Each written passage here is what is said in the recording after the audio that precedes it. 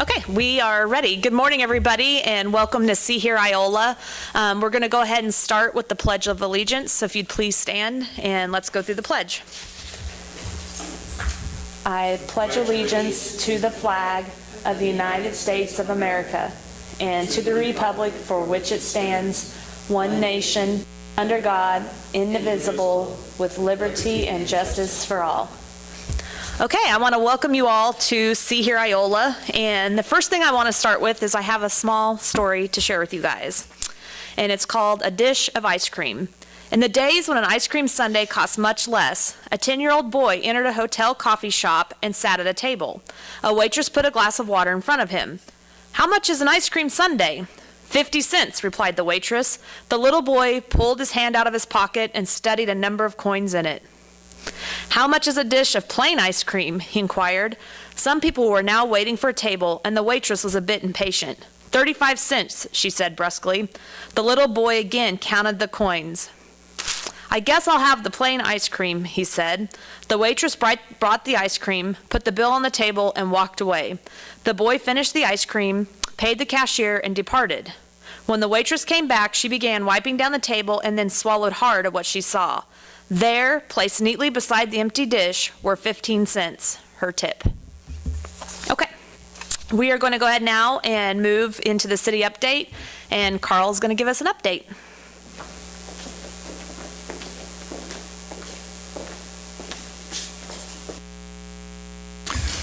Good morning, everyone. It's good to see you here.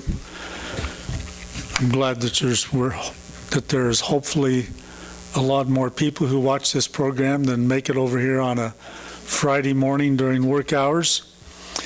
The library held a little program on emergency preparedness, so I just want to remind each person who watches this that it's a good idea to have a 72-hour kit.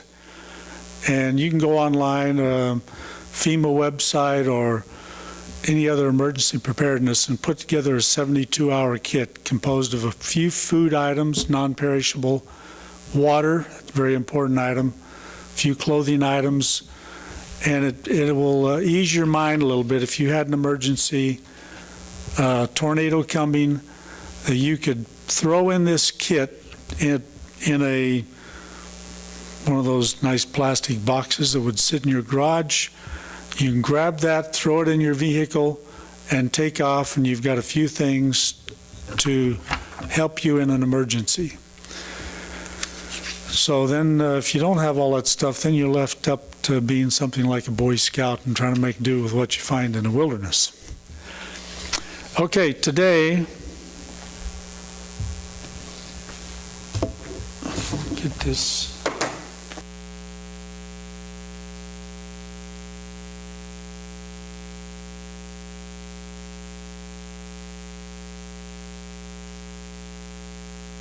I'm going to make sure I get my slides moved. Going the wrong direction. Okay, I thought I would focus a little bit today on our electric power. The city of Iola buys power from a couple of different sources. We get power from Westar, Kansas City Power and Light, and we get a little bit of power from GRDA, which is Grand River Dam Authority. It's hydropower out of Oklahoma. And the purpose of us getting power from different sources is that we act as a buyer, and we take quotes from these two major companies, Westar and Kansas City Power and Light, and through competition we get a lower price. So that helps us in reducing the cost of our electric power to the customer. So where does Kansas City, I got to get my system down here. Kansas City Power and Light, if you can see on this chart, they get the majority of their power comes from coal, 74%. 16% from nuclear, 1% from natural gas, and 8% from wind. And we're not too far from Lacine, where they're rebuilding the Lacine power plant. Some of you are acquainted with the Lacine power plant. It's been shut down for a while they're doing EPA mandated environmental improvements to reduce the emissions at a minor cost of $1.23 billion. With a B, a billion, $1.23 billion. The Lacine power plant is jointly owned with Westar and Kansas City Power and Light. So Kansas City Power and Light share is half the amount, or $615 million. So, you know, they talk about the clean air plan, and I think that's a good goal.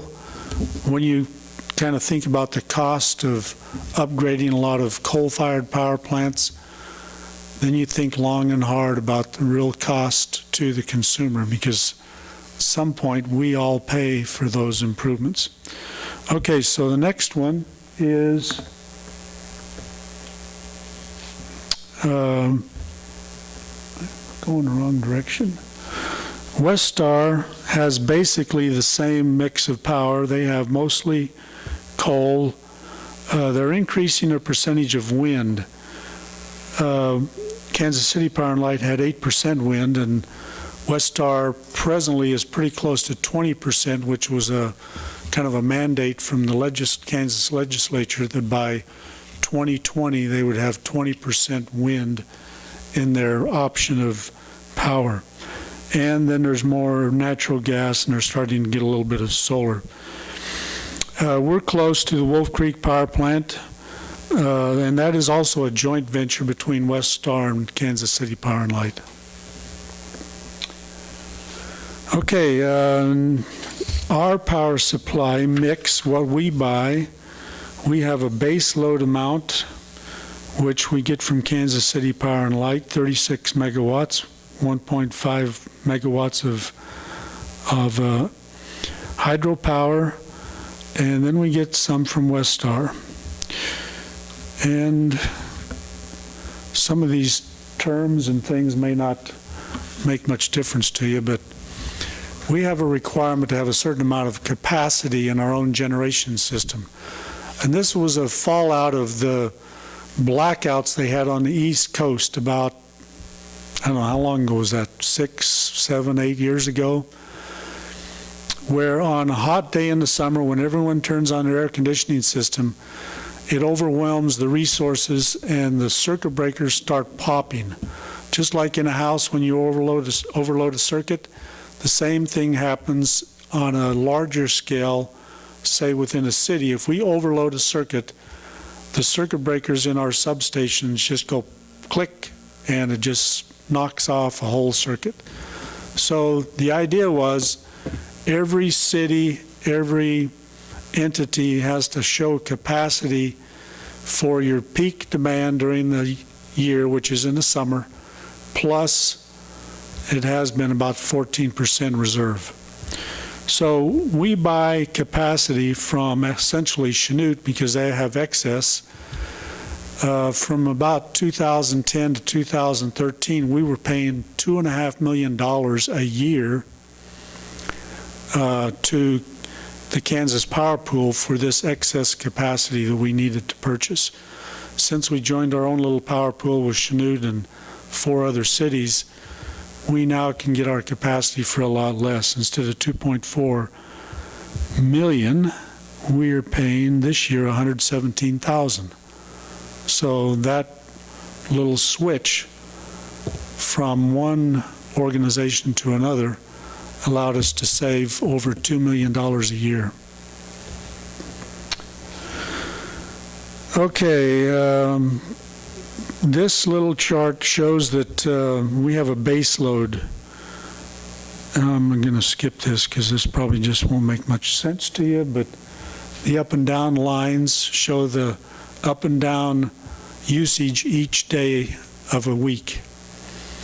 We start off at night when people are asleep. You don't use much power. In the morning when you get up at 6 o'clock, you turn on the lights, turn on your heat, air conditioner, start using your hot water, and voila, the peak, the electric jumps up and we have a peak. And then at night, when you go back to sleep, it drops back down. So we have peaks and valleys every day, and the base load is the amount that you use at night when everybody's asleep. That includes all your industries and everything else. So our peak is usually in the middle of July or August when everyone is using their air conditioners. And this will show you what our cost is projected to be in June with transmission. Iola's cost for 1 month, $558,000 at $52.98 a megawatt hour. Okay, we belong to fall under Southwest Power Pool, which regulates power in the Midwest, all the way from North Dakota down to Oklahoma, this big blue area. They dictate construction of new power lines. And here's a chart that shows in the Midwest area, coal is 38%, wind 23%, natural gas 25%, nuclear 7%, and hydro 4.5%. So here's where the power comes from, the generation sources. Wind is ever increasing, and this particular chart was on the 26th of May, yesterday. And here on this chart shows kind of the mix for 2016. The majority still, the blue jagged lines are coal, and the wind is down at the bottom. Kind of the challenge with power is that coal is not a green resource, so they're trying to eliminate coal, but the thing about the coal is that you have coal available all the time. And if you want to use wind, and we only had wind, you'd only get electric power when the wind was blowing, which is not consistent. So we have to have coal as our base resource when other sources are not available. Solar is good, but that's only good in the middle of the day. So it's nice to have a little bit of wind so we can reduce our coal usage when it's windy.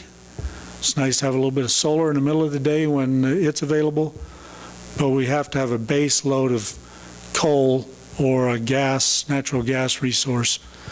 The advantage of coal over natural gas is that you can build a stockpile of coal out in your yard and it's there. Gas is dependent on flowing through lines, and so you can't really have a big reserve of gas like you could with coal. All right, this chart shows how our electric cost has changed since 2014. On the top was the 2014 line, and we were paying $43 a megawatt hour in 2014 because of the natural gas prices coming down and changing our little market perspective, so we pay less. The bottom line on the left shows what we're paying in 2016, which is started out at $20 a megawatt hour, so that's half of what we were paying in 2014. Now that would be really good for the customer, except that's only the power portion of our electric bill. About 27% of our cost comes from transmission, paying for the lines and the expanding of power lines from the power plants to us. And then there's some management fees in there and a capacity purchase.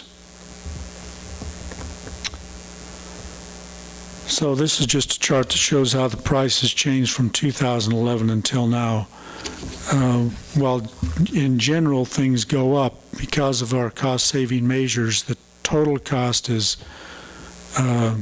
still relatively inexpensive.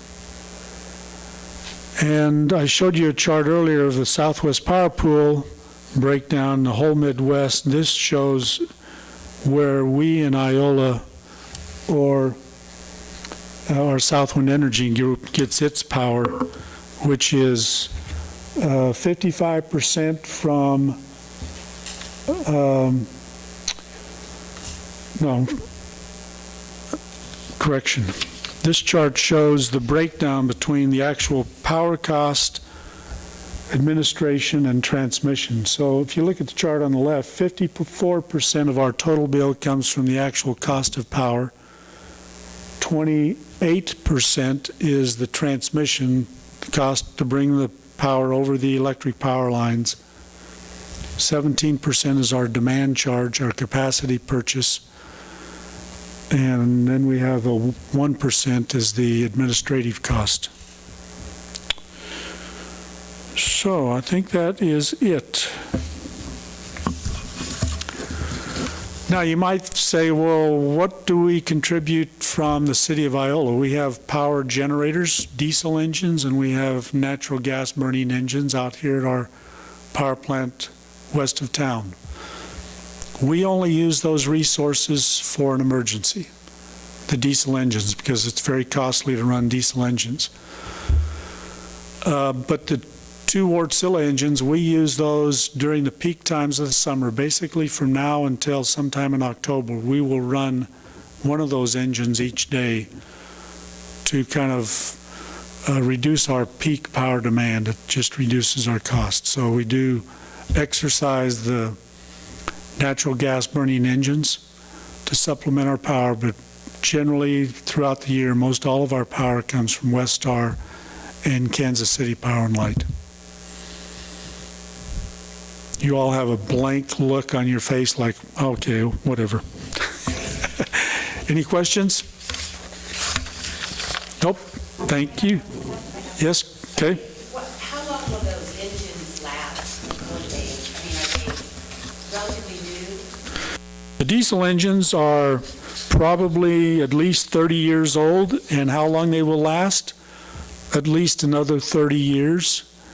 Our Wärtsilä engines, we make regular updates to them, like this year, just like a car engine, you have to make repairs. Not cheap, $840,000 to do kind of an overhaul this year on two engines. And we do periodic maintenance, so they will last, I'm guessing, 30 to 50 years at least. You know, we do updates, but in terms of life cycle of an engine like that, they'll last a long time. Okay, any other questions? Thank you.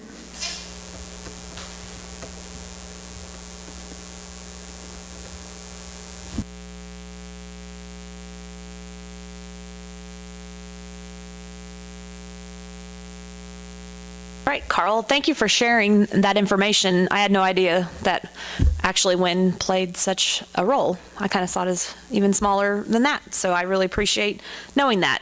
Next, we're going to turn it over to Ryan Sparks.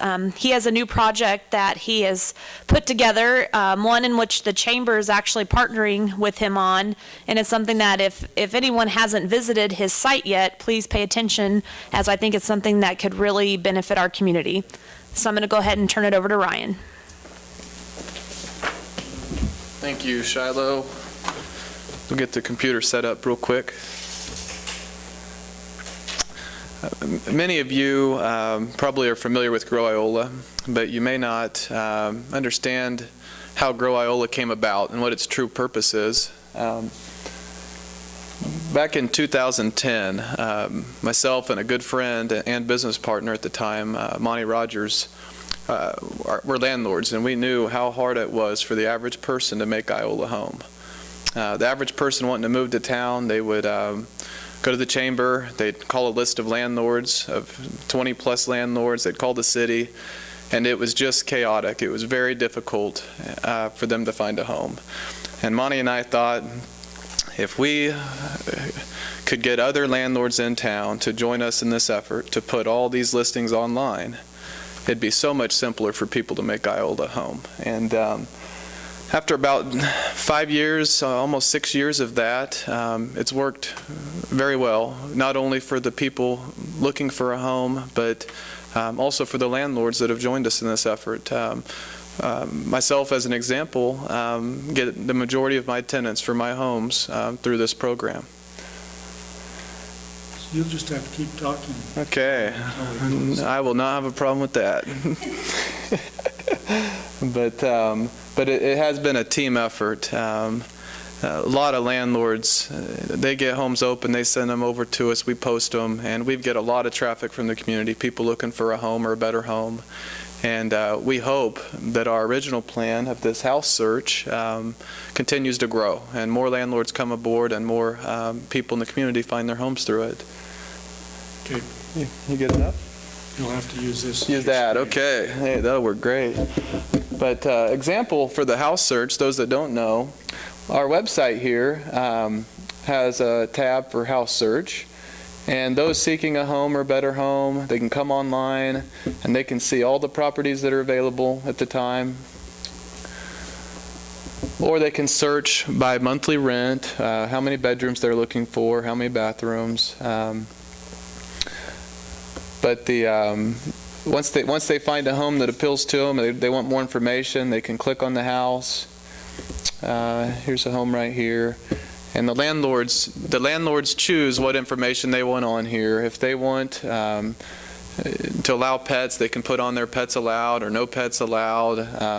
Everyone lists their price range, the number of bedrooms, bathrooms, and the deposit requirement. Okay, in this particular one, no pets. But there's generally a phone number so that prospective renters can call the landlord. But they also have an option to apply right online, and they can click this button and fill out the application. And once they submit that, it goes straight to the landlord. Okay. But this it's been a tremendous help to myself and the landlords that have joined us in this effort. And I wish we had more inventory, because this is a market where it is still difficult to find a comfortable and affordable home that many families need. It's certainly made the process easier and more efficient, but there's still a major shortage here, and we're hoping that as we get more landlords on board and more people rehabilitating homes, that this inventory will increase and over time make it easier for people to find a home. After several years of identifying this problem and working to fix it or help it, and I was thinking and I thought, you know what, there's another problem in this town too. A lot of families need a job or a better job, and I heard it constantly from prospective renters that were looking for a place to work, and I thought, I wonder if this solution could carry forward and also help people that are actively pursuing a job in the area. And so I created, Iola created a job search where, thanks to a lot of employers joining us and listing their job opportunities, we've done the same process for employment. And now people that are looking for a job, they can search through by the type of job, whether it's full-time, part-time, or part-time summer help. They can also find different types of jobs listed. And if they find a job they're interested in, they can click on it, they can read all the details about it, and again, there's a job inquiry where they can submit a little bit of their information to that employer in hopes of setting up an interview or having the ability to complete a full-blown application. But we've had a lot of employers. This program has only been online for probably 45 days, and we have had a lot of employers join us with this, and we're very thankful for that. There is a lot of activity. This page here is getting about 2,500 visitors a month.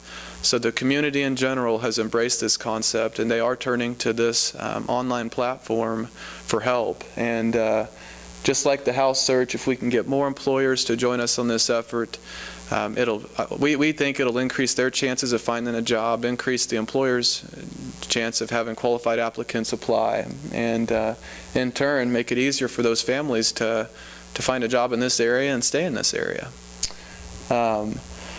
The third program that we launched is a business showcase, and we're excited about this one and very thankful for the Chamber of Commerce joining us in this effort. Small towns, I've been in Iola my whole life, and my heart is in Iola, but they tend to not have sometimes the resources to get an organized effort together to solve little problems that the big towns take for granted. And one thing we realized, and the Chamber has realized with us, is if we can put more of these businesses in town that we can put online, so that their customers know their business hours, know their contact information, know what their business is about. And the more organized we can be together, the better off we'll all be, and hopefully the easier it'll be for people to shop in their stores or trade with their business. We've got about 40 businesses online now, and how this works is Grow Iola builds a simple web page for any business that wants to be online. And an example, we're adding categories as we add businesses, but an example here, if we go to food and beverage, we've got several businesses online, and our hope is to have all restaurants or food and beverage stores online. And people can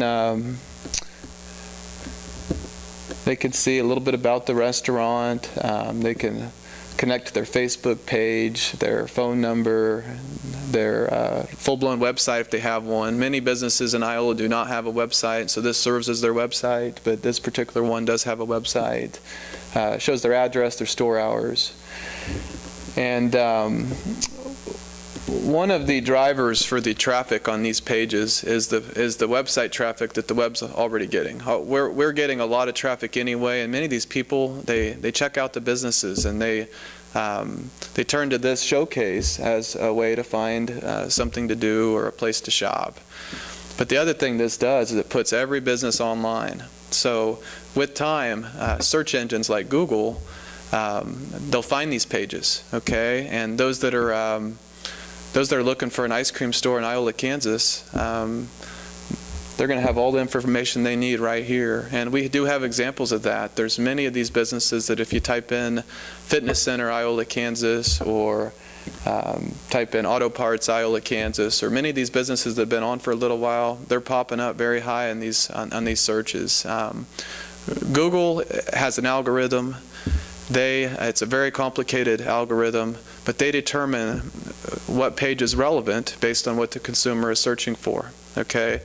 And the more traffic this whole site gets, and the longer these listings are up, the more relevant these pages will become to Google. And Google is important because 71% of all searches go through Google. It is the monster of the web. So, but with the Chamber's help, we're hopeful that we'll get a lot more businesses on here, and we have priced everything in this program so affordably. We don't want financial resources to be a barrier to Iola's success and what we're doing here. So very affordably, but we're hoping to get more businesses on. I can envision, or a hope is any business that's not online will at some point be on here, and even those that are will benefit being part of the local showcase. So those are the three programs we've got, and they keep us busy, and we hope many of you are aware of us and have used Grow Iola as you're looking for a place to shop, a place to eat, a place to find a job, or a place to find a home. So, but thanks again for all the teamwork by everyone in the community that's helped with this.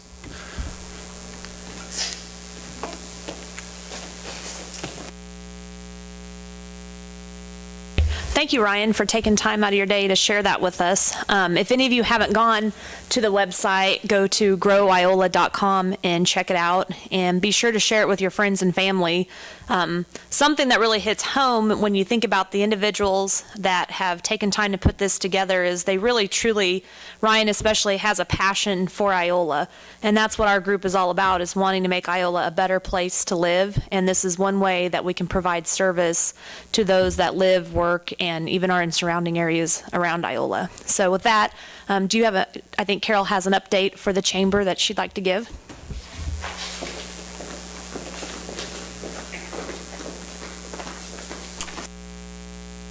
Good morning and happy Memorial Day weekend. And I just want to update you on a few things we have going on at the Chamber right now. This next weekend will be the citywide garage sale, so make sure that you come into the Chamber and register so you can be on our map. So when people do search for them, it's $10. We'll fill it out. You can put what items that you have for sale so everybody's aware. If there's something, I had a lady yesterday come in and she has a lot of Hallmark Christmas ornaments. So if you're a Hallmark collector, Adelina Holloway can fix you up. So anyway, stop in at the Chamber and we will be taking those until June 1st, so Wednesday. Wanted to mention also the Rotary Day in the Park. I know it's not until July 30th, but I think it's a really good organization. The Smokin' Hot Cars and Barbecue, we've kind of partnered with them and we're doing some of their flyers and things. So make sure that you check that out. Rotary Day in the Park, Smokin' Hot Cars and Barbecue. And every year it gets bigger and it's really exciting. So, another thing that we have just recently decided to partake in is something called Trunk or Junk. And on June 30th is going to be our start date for this, which is a Thursday from 5 to 7 with a $10 registration at the Chamber office. You can come and park around designated areas of the square, open your trunk or the tailgate, and whatever you want to sell, it's, in lieu of a garage sale, if you have a collectible that you want to sell, or I know I had a lady tell me that she's going to bring her Scentsy down to sell, or anything that you think would be, well, as they say, one woman's junk is another woman's treasure. So that way maybe you can simplify some of the things in your life by getting rid of those items that you no longer want, but someone else might really covet. So, and the other thing that I just wanted to mention was make sure that if you have the time that you go out and check out the trails around the Lehigh Portland trails. I think the actual single track is closed right now because of all the rain and it can do a lot of damage, but the wide track is open for walking and it's a wonderful time to take your family out and showcase what we have here in Iola, and the Lehigh Portland Trail is just a beautiful, wonderful walk. So anyway, make sure and come register for the garage sale next weekend, citywide garage sale. Come talk to us about trunk or junk, and any other questions you have that we can answer at the Chamber, we certainly will. Thank you. Have a great weekend.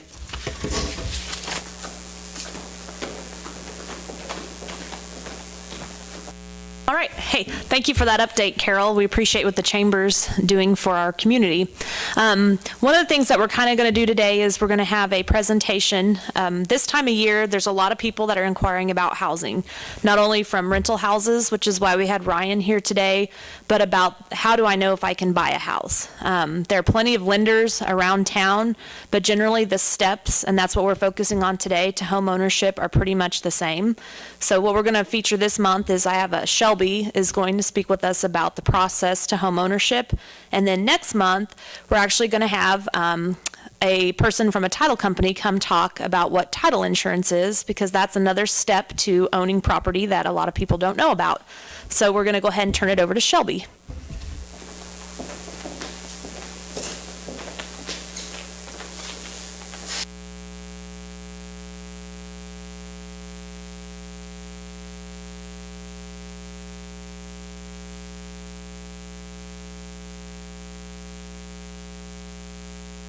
Shelby Brennan with Landmark National Bank, and I know there can be a lot of questions when it comes to buying a home, so maybe I can answer a few of them today.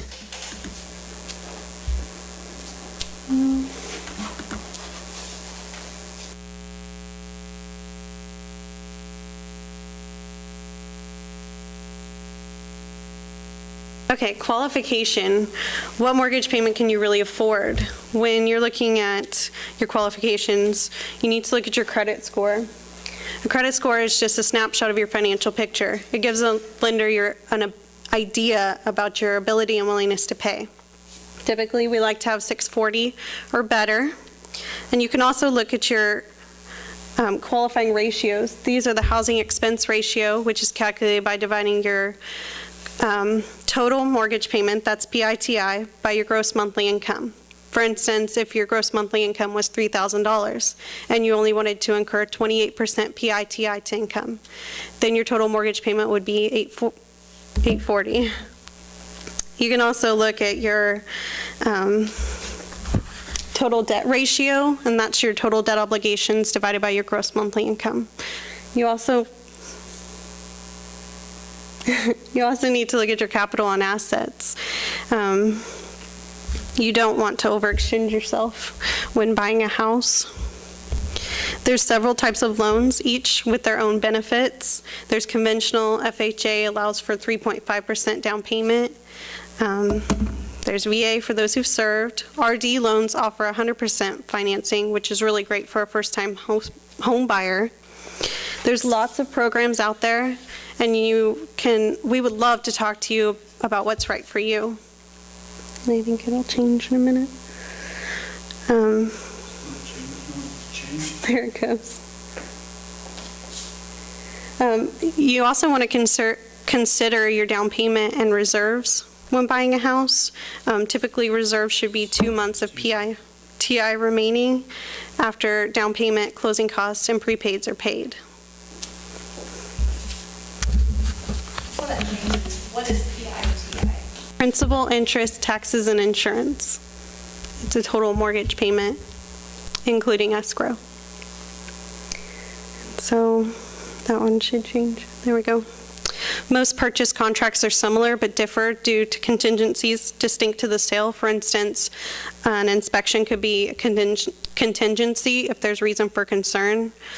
Most lenders will require a termite inspection, but other inspections can be required when spurred by an appraisal. Tax proration is used to equally divide the property expenses between a buyer and seller so that each only pays the portion due for the time they own the property. At closing, the buyer becomes responsible for the property expenses due at or after that date. You can also see a line for earnest money on a purchase contract. Earnest money is used to show that a buyer is serious about their intent to buy, and it's kind of like paid to support a contract. A tentative closing date is usually agreed upon and the contract signed by both parties.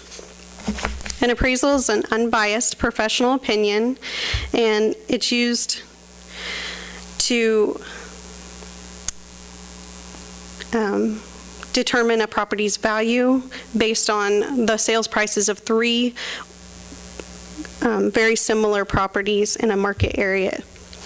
An appraiser makes adjustments for any differences, but the better the comparables, the better your appraisal. The appraisal must reveal the contract price at or below the appraised value. If the appraisal reveals a higher contract price, then the buyer either needs to accept paying the difference, or the transaction could be derailed until a new agreement can be reached. Appraisals are valid for 4 months unless it's a VA appraisal, and then it's valid for 6 months.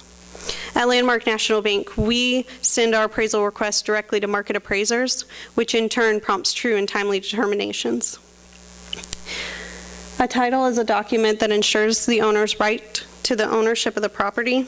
Title insurance protects the owner from any defects in the title, such as another person claiming ownership, inaccurate recordings, fraud, liens, and in certain situations, boundary disputes. Title insurance is a protection against any problems that arose prior to the date of the policy, whereas other insurance, that's health, life, or car insurance, would protect against problems that arise after the policy is opened.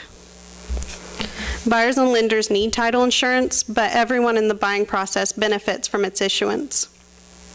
An owner's policy protects the buyer up to the full price of the property, whereas a lender's policy only covers the loan balance and declines as the loan balance does. There's more to a closing than just signing a bunch of papers and getting the keys. After an agreement is reached and the negotiations have commenced, then the escrow period begins. The escrow period is when all the action happens. There's Appraisals are ordered, inspections, surveys, processing, underwriting, everything's happening. You want to avoid an end-of-the-month closing because inevitably something will go wrong. Let me just say, I am not a realtor, so there could be more or less here that you need to discuss with your realtor. Having a realtor makes everything go so much more smoothly. And then you can gather all your paperwork, do your final walkthrough, and closing day arrives. You sign your documentation, pay your closing and prepaids, and then the title is recorded. Homeownership's never been easier to obtain, so call us today. And that's it. Do you have any questions? I have a question. Okay. Mineral rights, how does that work? Because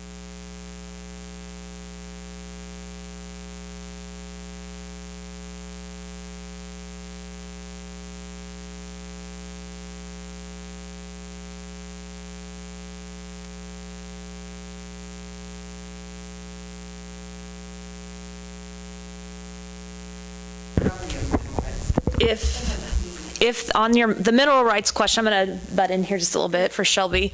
The mineral rights question that Carol asked was, say that there was a lease on the property 20 years ago, and there's been no production, correct?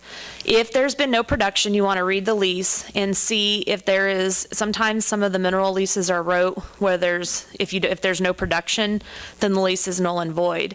If you want to further protect yourself, you can file something with the Register of Deeds stating that there hasn't been any production. A title company can help you with that.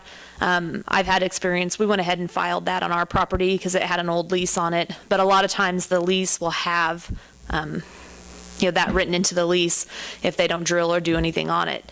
Now, one thing, this is off the subject of home ownership, that I've ran into at the bank, but people may be curious about, and I don't want to state what my opinion is either way on wind energy, but I bet Heather has too, probably. I've had several customers come into my office with leases because there's new wind energy leases out there where people are wanting to rent your property, put a wind or energy lease on there, which kind of ties into what Carl was talking about earlier. You really want to read those very carefully. One of the contracts I read actually tied the property up for 50 years.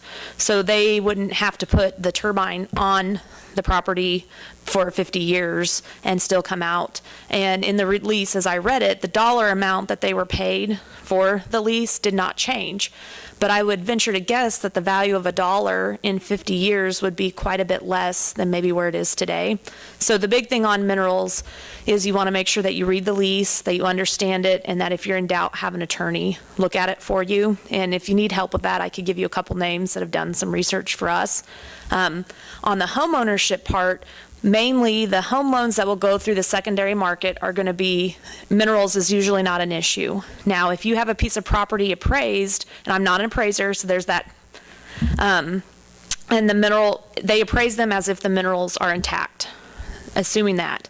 If the minerals are not intact, then that should be stated in the purchase contract, and then that could probably affect the appraisal in a more negative way because the minerals, on a rural piece of property, that would affect the appraisal. So, don't leave any other questions at all? Okay. Well, I think that kind of finishes and wraps up our See Here Iola for today. We look forward to having you guys next month as we kind of cover what title insurance is and add a few commercial speakers. Do you have anything you want to add? I forgot I'm doing John Brocker's thing. Oh, Carl, actually, I didn't see him here, so we didn't do the housing update today, but we're going to go ahead and jump in and do the housing update before we wrap up. John Brocker would not appreciate it if I just forgot entirely about the housing update that he gave to me this morning. So these updates he made this morning. Here's the chart that shows the comparison between 2015 and 16. What has sold since the first of the year. So this gives you a comparison of how we're trending since last year. You can see that at least 7 sold this year versus 3 last. price dropped from 88 down to 34,000. Days on the market stayed the same. So 54 listings right now. That's quite a variation between the minimum 12,000 and the high at 494,000. Still 156 days on the market. So what has sold since the first of the year? 33.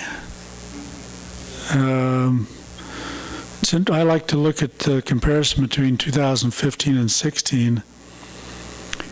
Even though the number of properties has gone up from 22 to 33, the high or the average has gone down. So 2016, how we're trending since last year.